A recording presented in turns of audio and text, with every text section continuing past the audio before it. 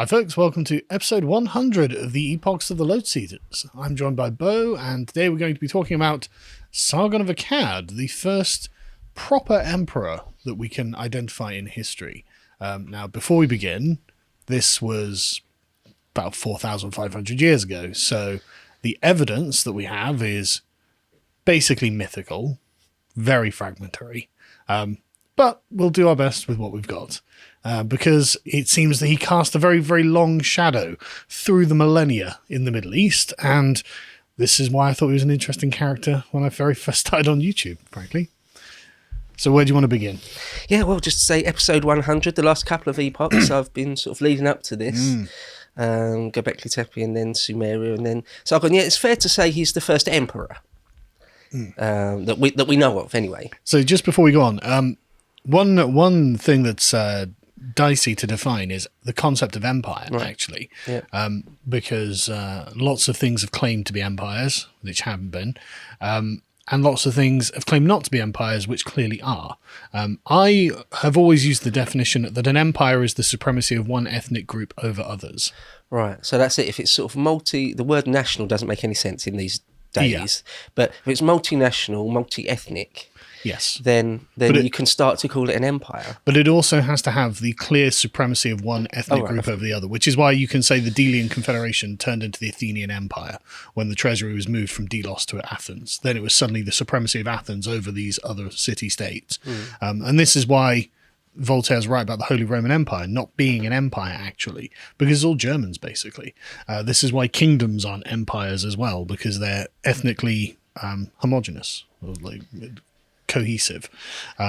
So that's the definition I use of empire, which I think is fair. Yeah, and just quickly to say the Holy Roman Empire was very, very unholy and not at all Roman. No, but there you go. People argue about that. I've seen the argument. It's exactly the Holy Roman Empire. It's exactly what it is. Who's on the other side of the argument, though? Weirdo comment people on YouTube. Oh, yeah. Anyway, they're wrong. So just to put it in its context, we are the reign of Sargon I, Sargon the Great, is at least nominally. We can't even be sure of the exact. But we're told, scholars tell us that it's 2334 BC, of course, to 2279 BC. So over 50 years. Yeah. That's a good innings. It's such a good innings. That's good innings for now. Right. You start to think, But conversely, right? It's totally possible. Well, A, it's plausible. B, there was an Egyptian pharaoh who's said to have reigned for longer. And C, it's not 28,000 years, right? Right, yeah. Which the first Sumerian king lists say. Yeah. Stuff like that. Yeah. So I'm actually more inclined to believe that may be something, again, like the exact dates and numbers are always going to be off when you're looking this far back into the murky depths of history. But about 50 years is not unbelievable, actually. So... Yeah, there's this idea, which is totally true, that people lived a lot shorter lives in the past, certainly in the deep past. That's definitely true. But it's also true to say that it wasn't unheard of that people would live to be in their 70s, 80s, or even 90s. Yes. Sometimes it was a lot rarer, but it totally happened. So to have him live into his 70s, say, and rise to power in his 20s, that's not completely absurd at all. No, not at all. And one thing that people need to remember about... when we say, well, people used to die a lot younger in the past, that is true, but also a lot of those deaths are very young, and that kind of disproportionately weights the average mortality, the average life expectancy of someone living 1,000 years ago. As you said, they are completely capable of living into the 70s and 80s, and many of them do so. And we have lots of examples of historical figures who have done this. So it's really not extreme. And I think a lot of it, right, is actually that a lot of the time they would have had a fairly decent diet. I know that sounds like a silly thing, but actually what you eat really matters. Yeah. Is it Aeschylus? I think Aeschylus lived to be in his 90s, sort of fairly definitely recorded to have been in his 90s. So again, it was rare, but it could happen. Also, people, if you made it out of infancy, you were strong. Yeah. You were physically strong. You probably had a very good immune system in the ancient world if you made it out of infancy. Yeah. And if you got lucky, you didn't get, any sort of... you didn't get blood poisoning from some little nick or something. Yeah. Then you could certainly live, if you didn't get infection from your teeth. Yeah. Just like an animal. I mean, people died from their teeth a lot, just like animals did. Wasn't Socrates like 72 when they put him to death? Right, yeah, he's an old man. Yeah, there's old people exist in the ancient world. There are just fewer of them. Right. So Sargon of Akkad, to have the Akkadian Empire, to call him the first emperor, it seems pretty clear, if you believe the accounts, if you don't say it's just all propaganda, or and it's it could all be made up. Myth. It could be, a lot, because most of the accounts are from long after he was supposed to have lived. Yeah, literally thousands of years in some cases. But if you believe it, then he did rule over a multi-ethnic state. And this is another important point as well. It was an imperial state, as in had administrators and a bureaucracy and regional governors who resided over cities and provinces and who answered directly to Sargon. So it definitely had an imperial structure. Yeah, it seems to have done, absolutely. So it's kind of fair. I think it's totally fair to say the Akkadian Empire is among the first, if not the first empire. Yeah. Another sort of definition, quite a fairly low resolution one, but I feel it serves, is that if you're an over king of many kings, you're an emperor. Yeah, you can call that that. Again, that's fairly low resolution, but there you go. And that is exactly what Sargon did. And this is why we can say that the Persian Shah, the King of Kings, was an emperor, really, in what we would in the sort of modern political lexicon, and that's fair. I think that's totally fair. So where last time we were talking about the Sumerians and we set up Lugal-Zaghazi, a Sumerian king, well, he was a type of king of kings, some sort of over king. But he only ruled over Sumerian cities, as I understand it. Well, that's right. So his story is bound up with Sargon's. So to get into him a bit, historians, scholars do seem to think that the proclamations we've got of him, his sort of victory stelae and stuff, they do think that his are sort of fairly certainly exaggerated. At least, maybe not out and out lies, not like complete propaganda, but exaggerated, because he claims that he sort of conquered as far as the Mediterranean stuff. Remember, we're talking about southern Iraq, southern Mesopotamia. So it's about 1,000 miles. So yeah, massive. Yeah. Did he really do that? I think that there's not really any archaeology that backs it up. Now that doesn't necessarily mean anything. No. Because archaeology, when it comes to warfare, is quite difficult, especially the further you go back. It's easy to show where there were walls there and where there were fires and certain things in archaeology. You can say, yes, that's definitely it. But warfare is difficult unless you find sort of mass burials with large traumas all over the skeletons, or if you find like a massive cache of arrowheads or something. If you don't find that, then it's difficult to say. One of the perennial problems that military historians have is actually identifying where the battlefield was. Because often you're given a description in the primary sources, but the landscape has changed in the intervening thousands of years. And as you say, actually there's very little evidence. Like one of the, I watched a documentary about this a while ago, and apparently on one hilltop near Thermopylae, they found a collection of bronze arrows. And that gives us an indication that Leonidas, or not Leonidas, but the Spartans' sort of last stand where they get arrowed to death by the Persians, well, that might be real, because that's what the account says. And so if they find a bunch of arrowheads there, okay, great, that may well be true. But that's a very unique case where we can actually point to the story, the location, and the evidence to back it up. Because normally it's just a few thousand guys on either side hacking each other up. And then the battlefield gets stripped. Because it's one thing people have got to remember as well. A battlefield in the ancient world, it would be like coming across a sort of a field strewn with Lamborghinis, right? All of this armor, all of these shields, all of these swords, horses, chariots, these things cost the earth. These were the most expensive things in society you could buy because they were difficult to manufacture. And so if you got to loot a battlefield, you were going to walk away making a lot of money out of it. Yeah, so definitely. Yeah, people would come across it like locusts. Yeah. Take anything of value. Yeah. And a lot of the time in the Middle Ages or the ancient world, men would have all their money on them. Yes. Right. Yeah. So they might have their pockets themselves, filled with money, potentially. Yeah. And they'd definitely be wearing rings and necklaces and maybe gold teeth, things like this. Like it was, there was a lot of money on a battlefield. But even if archaeologists do find on an ancient Mesopotamian archaeological dig, they do find a load of arrowheads. Say, it could just be hunting It could just been somewhere where they were manufacturing them. It doesn't mean that a battle happened there at all. It's very difficult to say a battle happened here. And you're absolutely right that even a great example of what we're talking about here is Agincourt. Yeah. That's only 500 odd years ago. And the field of Agincourt, the archaeology doesn't really show a battle happened there. We assume that's the field because it's roughly in the location. It's got that upward incline, and so and it's muddy, and so it looks like it could be the field, but it could be one over there or one over there. Who knows? And that's a mere 500 years ago. This is 4,000 years older than that. Yeah. So points in Sargon's career and life, anyway. So, for example, in Agincourt, it may just be that the accounts we've got are slightly wrong. I mean, it may be that the battlefield was absolutely stripped, but that seems unlikely. You would have thought there'd be, especially as muddy as the account says it was, that there would be quite a few things buried in the mud, and there doesn't really seem to be much or really anything there. So it seems like somewhere along the way through the centuries. Yeah, you think there's some broken spurs or something would be the story's metal just got, detected. Right. But nothing's come up really. Not really. So you would think at least there would be some mass burials. So again, somewhere along the way, the story, the location has been sort of lost. So, for example, Sargon has his capital at various points along the way, but at some point he makes his capital Akkad. We don't know where that is. No, it's a lost city. Yeah, it's completely lost.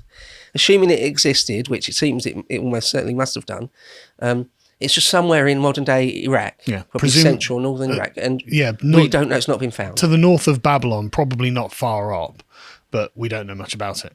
Yeah. So to say that a whole city, which would have been the capital of an empire, and the empire lasts over 150 years, 180 odd years, this empire. Yeah, which is a good innings for the very first empire. Yeah. The centre of the world, in a way. Yeah. There's accounts that Sargon brought loads of treasures and possessions of his enemies to Akkad. It would have had a ziggurat and all sorts of stuff. Yeah. We got no idea where it is. So that gives people an idea. Just one last point to say on that.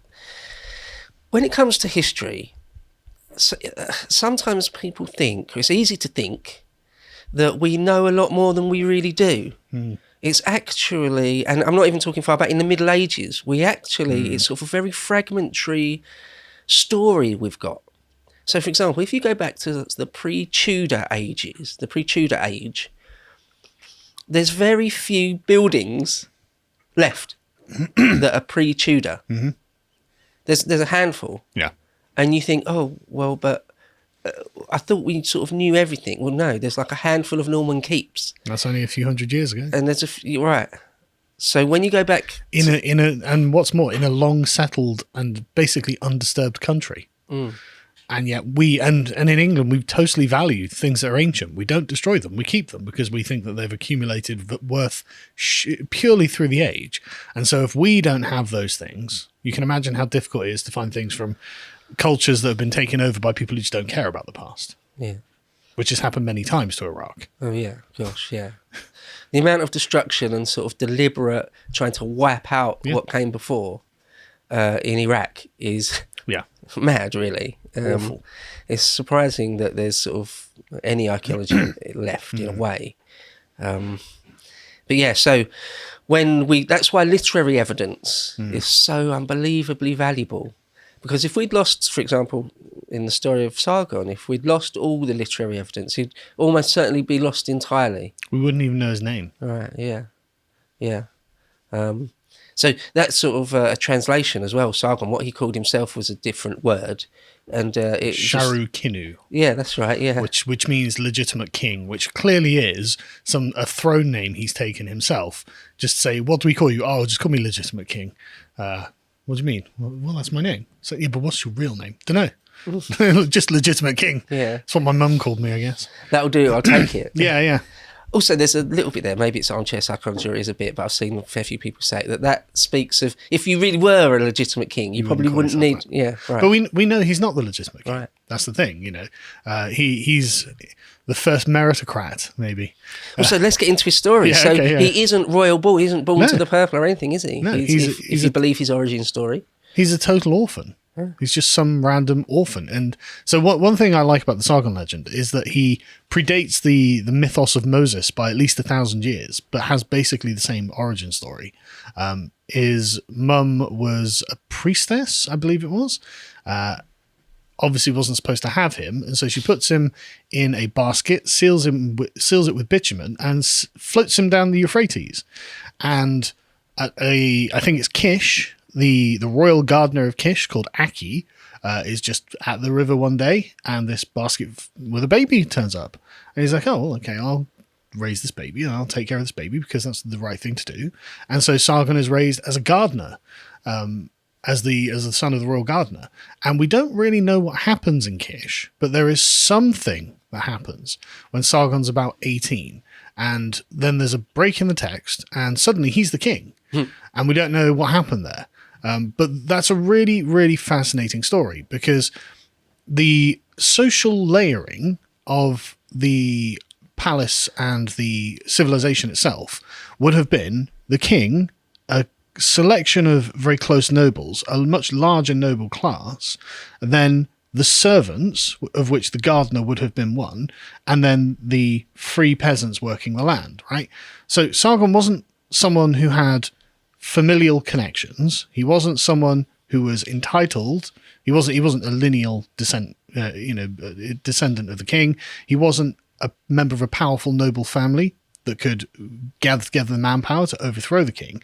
And we don't really know what happened, apart from apparently Ishtar appears to him. It's really cute, actually, in the description, because you can tell the feeling of time that they have. Because Sargon is tasked by one of the, I think it's the blacksmith or something, to take a letter to someone else, and in the text it says this is in the time before envelopes were invented, but Sargon can't read, so I think it's Ishtar interrupts him and says, right, you can't go into the temple because you're polluted with blood, which is who knows what that means, right? But he ends up getting into some sort of intercession with the deities, and then there's a break in the text, and suddenly he's the king. So it seems that what it is the gods have decided that Sargon should be the king for some reason, which is obviously some post hoc rationalization of he overthrew something, right? Because is Lugal Zagzi, who who he goes to with the message. Is and he's ill as well. He's urinating himself. He's vomiting, and so he's incontinent, and so he's clearly sick and dying, and so I presume he doesn't have an heir or something like that. I think maybe there's a bit more to the story. Sorry, I think maybe I'm just going off my memory. Mixed up a couple of different characters there. Yeah, go ahead. Well, just to go back quickly, because you mentioned like 5 or 6 great things there already that I could talk for 20 minutes about. It's been ages since I've read it. So just to mention his origin story and the parallels with Moses. It's not just Moses, is it? There's lots of stories. There's loads. Yeah. There's one from Egyptian mythology, or even Romulus and Remus are floated down a river and picked up by someone. But the most obvious one being Moses, because, of course, of the Babylonian exile, which is clearly where the Israelites picked up the story. So one thing to say right there, a lot of the Sargon story, not all of it, there are original cuneiform bits, fragments, but a lot of it is from the later Babylonian civilization, where they hark back and talk about him. So there's a bit that survives from the Babylonian times, so hundreds and hundreds of years later, maybe 1,000 years later. And they put words in the mouth of Sargon, which obviously is another ancient technique, which modern historians say he obviously probably didn't say these exact words. But anyway, we have him saying of himself, "My mother was a high priestess, my father I knew not. The brothers of my father loved the hills. My city is Azupiranu, which which is situated on the banks of the Euphrates. My high priestess mother," sometimes I've seen it, the translation called a changeling, but that's a convoluted way of saying a priestess, I suppose. "My high priestess mother conceived me in secret." Well, no, I think changeling would mean foreigner or infiltrator or something like that. Yeah, like I say, it's a very convoluted way of... It's not clear. That's right, that's not clear. And that's another thing you said just then when you were talking. Yeah. There's loads of lines in this that are just completely ambiguous. It's like, well, what do you even mean by that? Well, sorry to interrupt the flow here, because we'll start this again, because this is another thing that we've got to load this with. Because you were saying, like, we've lost things over the last 500 years. And it's like the meaning of language itself and the way we describe the world has changed so radically since the days of Sargon. It's amazing we can draw anything from this. I mean, I watched a video the other day that was like, by the way, the ancient Egyptians didn't have a word for blue. They called the Mediterranean the Great Green. The word for blue is only a few hundred years old. The concept of blue as a colour. Wow, really? Yeah, apparently. I mean, I didn't go through the original sources, so they might be wrong or whatever. But like, if that's the case, I mean, it shows you just how radically different the modern worldview is to the ancient worldview, right? And we have different concepts to describe presumably what are the same things. So again, like, it's the time, just the weight of time. You can feel it when you're reading through these things. Yeah. And the other thing to say about individual words, it's obviously an English translation, obviously, from cuneiform. So it's almost entirely up to the scholar who translated it to pick the words that I'm now reading. And this has been through about 3 or 4 languages to get to us. And whatever he picks, right, so it'll probably be a Babylonian transcribing an actual Akkadian tablet. Yes. And then presumably into Greek or something, because there's going to be some sort of Rosetta Stone of Babylonian and Greek, or Egyptian to Greek and whatever.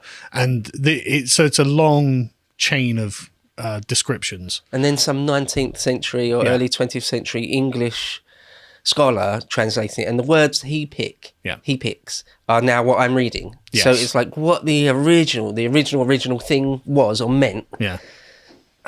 I mean, we can't be confident that there are going to be certain things we can be fairly confident of. Words like father, probably fairly universal in the human experience.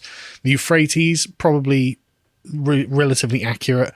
The city Azupiranu, probably, but we don't know anything about it. It's a proper noun. Yeah, because it's a proper name. It can only really be one thing. Exactly. But the emotional words that carry implication and intonation and describe more than one thing in more than one way, they're going to be totally suspect. And it's not the translator's fault either. You know, there's nothing they could have done. Yeah, if they're going to translate, they've got to say something. Yeah. So and like the concept of gardener, we assume means gardener in the way that we think of it. It might mean some sacred office or something like that, of someone who is ordering a replica of the universe so that the king can find tranquility and alignment with the stars or something. We don't know, you know. Who knows, right? And it's honestly, that's not an unrealistic assessment I've just given either, even though I just pulled it off the top of my head. It might actually be that that's how they envisage these things, because remember, having a garden 4,500 years ago was a remarkable feat in the middle of the desert. So, you know, this is genuinely like a heavenly thing. So, I mean, like I said, I've just made that up, but actually that might be more accurate to just the way that you as an Englishman looking at your little back garden is thinking about it, you know? Yeah, in our world, a gardener is not a big deal. No. It's what retired people do. Yes. Little old ladies spend time tending their garden. Yeah. Whereas in those days, a gardener might be a really important position in society.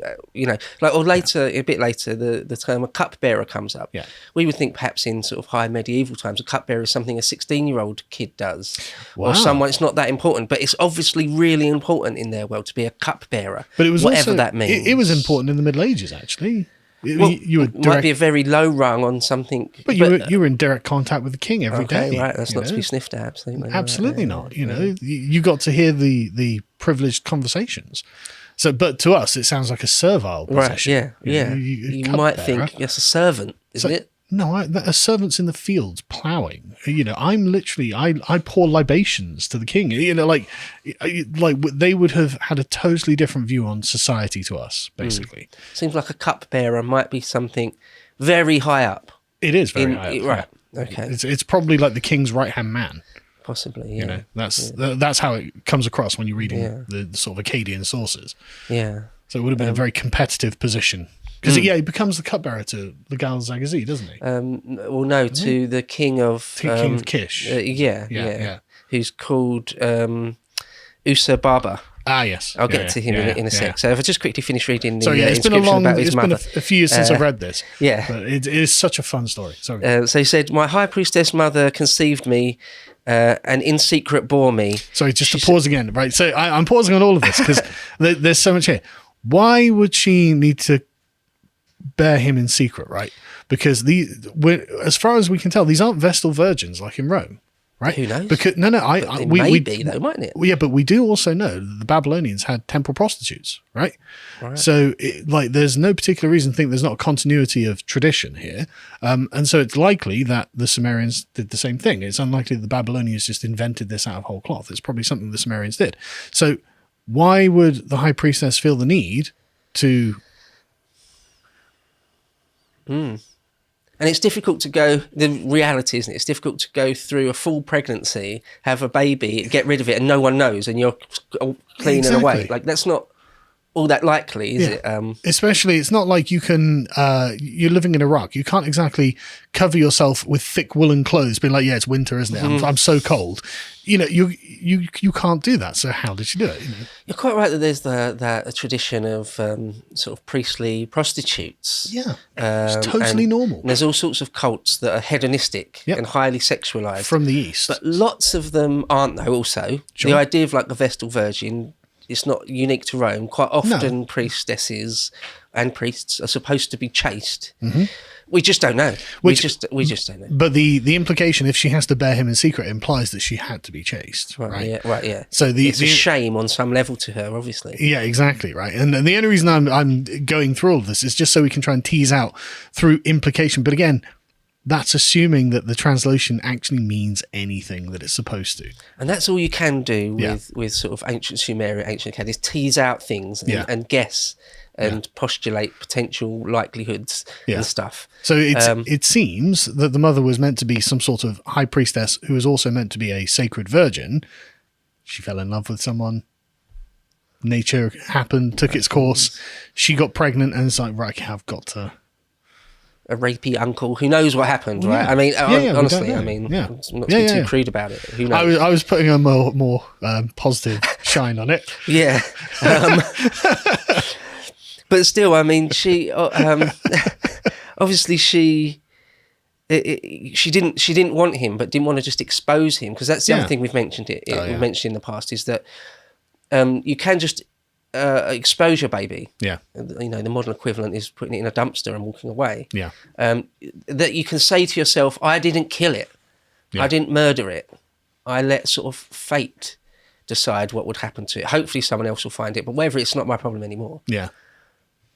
It's also terrible, but people do it. As a father of a 3-week-old baby, I'm telling you, if you expose your baby, you're killing it.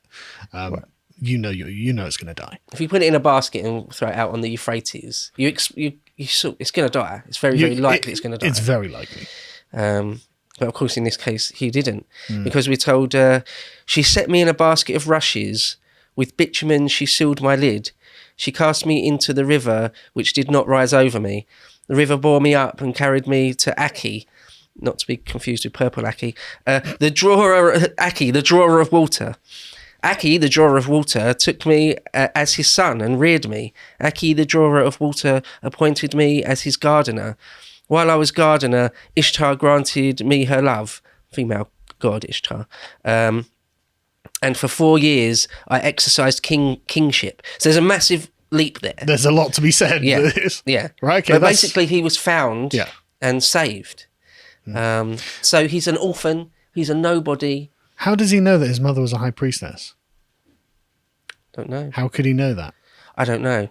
Well, okay. One thing to say right now is that there's loads and loads, or there really are lots of different traditions of the Sargon story. Yeah. Just like loads of these people, like Romulus and Remus, like Theseus, like Lycurgus. There's multiple stories. Most of them say he had no idea who his father was. And 1 or 2 of them say, no, his dad was this guy. Yeah. Here's a name. Yeah. But from what we've been given here, Sargon can't possibly know who his mother was. Right. He can't possibly know she was a high priestess. Yeah. Maybe in adulthood, like trying to find your birth parents. In adulthood, you seek it out and do the research. We don't know any of that. What could he have done? We don't know, No idea. I mean... how does he know that his city is Azupiranu? How does he know? You know? Yeah. Well, this inscription does come from Babylonian times much later, so it's probably just made up. Sure. But it's all we've got. So but it's obviously going to be the inherited legend that is, the common knowledge is, well, Sargon was taken down the river to Aki, who's the gardener, and somehow he became the king of Kish. Yeah. It just happens.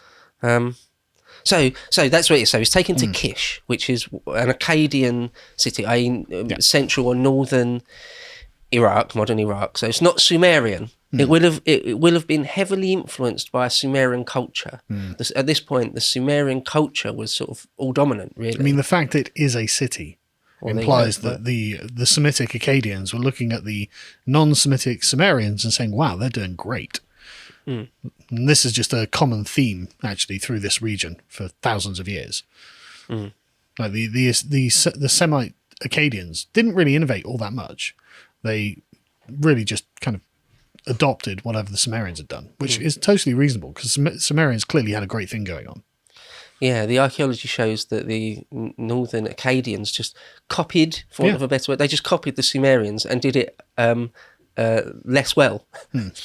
So you can see the original Sumerian stuff is of really high quality, certainly before they started mass producing it. The only thing that the Northerners seem to have been better than the Southerners at is war, actually. Yeah, and Sargon really encapsulates that. He's where that shows up. Yeah, absolutely. That they're just better organisation, if nothing else, and actual fighting in all sorts of ways. So the king is a chap called Usababa. He's the king of Kish, and he's the one who's sick. Right. Yeah. Sorry, well, we think maybe he was sick. Well, we're told that. One thing just to say, super quick on that. This idea that people like Mary Beard would like to say that there's sort of no women, no female political voices. There's one here which I think is great. Usababa is supposed to be the grandson of a woman called Kubaba. And this Kubaba we know very little about. There's a few lines. Yeah. But she seems great. She was just described as the owner of a tavern in Kish. So this woman who had property in her own right, because Sumerians and Akkadians, if you were free-born, as long as you weren't a slave, women had nearly the same rights as men, very nearly the same rights as men. And anyway, you can only infer that this Kubaba woman who owned a tavern she did also become some sort of de facto ruler of Kish. And she's credited with making Kish's walls strong and all, things like this. And so, again, you can only imagine sort of quite plainly just a badass woman who threw herself into the world of men and swam. Just competence. Completely competent. Yeah. Because, if she spends, say, 15 years managing a tavern and the city's falling apart around, so no, you need to do this, you need to do that. She's obviously used to managing things. I don't know if there's any sort of prostitution angle to it, but you imagine the cliche of a very, very strong-willed madam in the Wild West that just takes no crap from anyone ever, including gunslingers. That type of woman. What was Pericles' wife called? What was her name? Pericles' wife. Because she was a prostitute who owned a bunch of taverns, who owned a bunch of brothels. And Pericles adored her because she was so smart and headstrong. Everyone hated her. But I can't remember her name now. I'm now thinking of Big Nose Kate, Doc Holliday's woman. Yeah. There's loads of examples of this. Would just lock horns with killers. Yeah. Right, and she just was fearless and competent and all sorts of things. Seems like Usababa's grandmother was one of those women. Yep. And successful in the realm of politics, obviously. And this is from some of the earliest times. So Mary Beard, to say that women never had any political voices ever, it's just absolute nonsense, isn't it? I can't imagine that Sargon's mother, a high priestess, had nothing to say either. Right. Like, these are really important positions in society. Yeah. They're really important. Okay, so at some point, and this is what we really don't know, when Sargon grows up or becomes a young man, he must have still been young. Yeah. Somehow becomes the cupbearer for Usababa. And again, it seems like it's something like, whether it's the king's actual right-hand man, but it's certainly a fairly senior position in the state. So just to just to again, like, go through this. I think it's possible that the royal household was not nearly as big as we think of royal households as being today. Because every chance that Kish is probably about 20,000 people at most, right? In that, it's going to be in that sort of ballpark. So, which is very big for nearly 5,000 years ago, but it's very small in the grand scheme of things now. So the royal household probably isn't that vast. And so this is why, like, being the royal gardener actually is quite a prestigious position. It's not like how we think of gardeners now, right? So it's something that there would have been honours attached to, and if Sargon's lucky enough to be raised as an adopted son into that family, well, why not? If he's a useful, responsible young man or something, well, Usababa needs a cupbearer, so, you've been raised in the royal household since you were a baby. You were lucky enough to be gain entrance to it, basically. Where I said in the state, I mean the city-state. The state is a very generous way. It's a very grand thing to say, isn't it, for it? Because if it's if Kish is, in the order of 10, 20,000, something of that order, so the state is a few dozen streets. Yeah. Right? Yeah. The royal court is not a very big palace. No. Right, yeah, so... Made of mud brick. So, yeah, exactly. Mud brick and straw. So if you're given a position, no matter how senior or junior it is, you'd be quite lucky, but it's not mad that this adopted child that was found in a basket floating down the Euphrates could... Well, this is the thing you can sort of infer, is that Usababa, or someone right at the very, very top of the state... just saw the young Sargon and saw something in him, saw that he's capable or whatever, and just said, let's throw this kid a bone, let's give him a chance. Or that's all really. Another way of looking at it is, it's entirely possible that Usababa is looking at his nobles who are constantly vying and jostling for position and would like to, say, get close to the king, and thinks he doesn't trust any of them. Right. And actually, maybe this orphan boy who has no emotional and sentimental ties to maybe these sus nobles is actually a more reliable prospect, because he's not going to poison me on behalf of his uncle who wants to become the king. Right? So this kid has got no particular ties apart from Aki, who's just my gardener, who likes me, obviously. So who knows? We've got to make up these stories because we just don't know. But that's another way of it could have been. So there's two things you can do if you're sort of a king in ancient times or even medieval times. You can make all the people around you members of your own family or your own kinship group, or you can go the opposite with it and make sure there's no one in your family near you. Both have got advantages and disadvantages. Sometimes it works out for people if you can trust your own family, your own kin group, but often... because of sort of all sorts of reasons, sort of blood feuds and all sorts of things, as might be the worst thing you could do. Envy. Yeah, right. Bitterness. Yeah. Jealousy. Who knows? Yeah. So at some point, we're told, the king, Usababa, has some sort of dream, perhaps just a premonition, some sort of idea. We're told he basically gets scared of Sargon. He's worried... maybe because the kid is so ambitious or so brilliant. Or competent, Competent. Some people, even when they're very young, even when they're teenagers or in their late teens, they're sort of highly competent. Yeah. Some people hit the ground running in life like that. I didn't.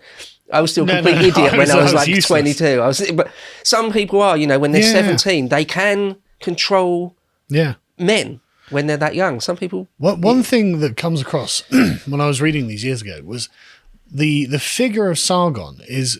described in a method that brings across this kind of self-assuredness, right?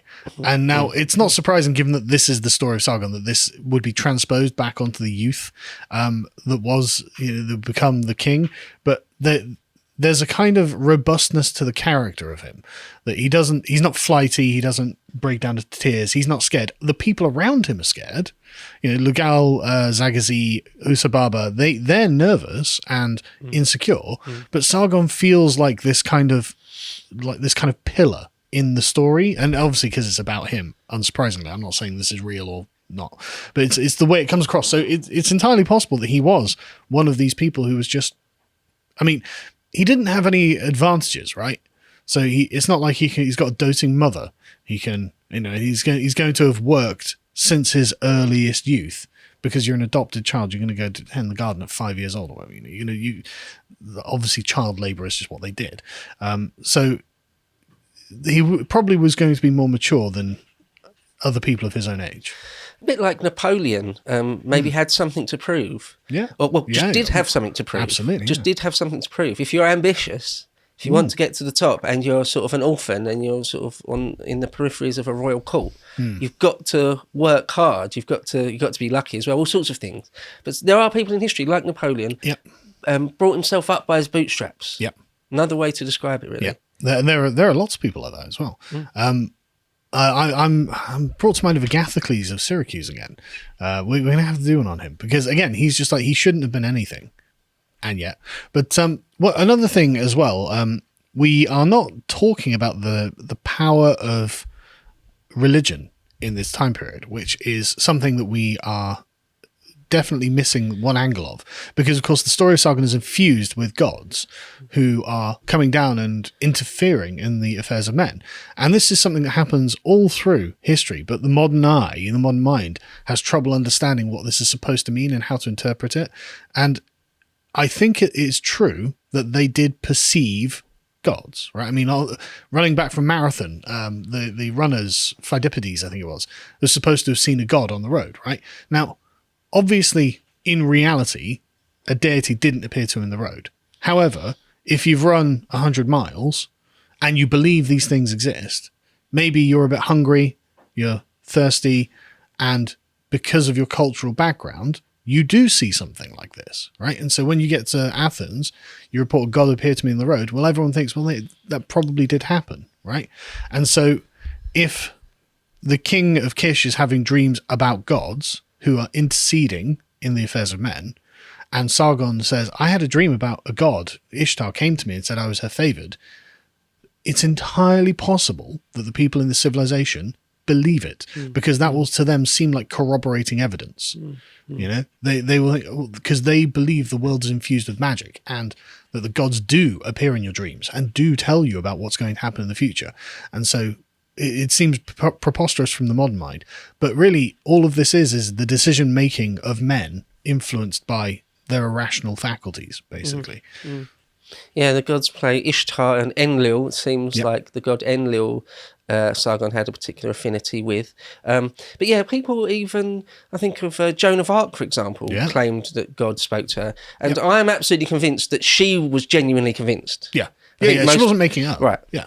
She wasn't being cynical. Well, even to this day, people, Jehovah's Witnesses and things, all sorts of different people claim they do speak to God, or God speaks to them to this day, right? Yeah. So back in the deep past, it makes complete sense. And there's no other way of explaining the universe as well to these people. That's the thing, because we have another way of explaining the universe. But if you don't have another way of explaining the universe, and you've been raised since your earliest times, your grandparents, their grandparents have always said, the gods do this, the gods do that, and this is how the world works. And then you have a vision or a dream of a god who says to you in this booming intonation, you will become the king. Why would you not believe that? You personally, if you lived then, you would believe it too. I would believe it, you would believe it, even if in the modern era we don't believe it. It's not their fault either. To watch the full video, please become a premium member at lotuseaters.com.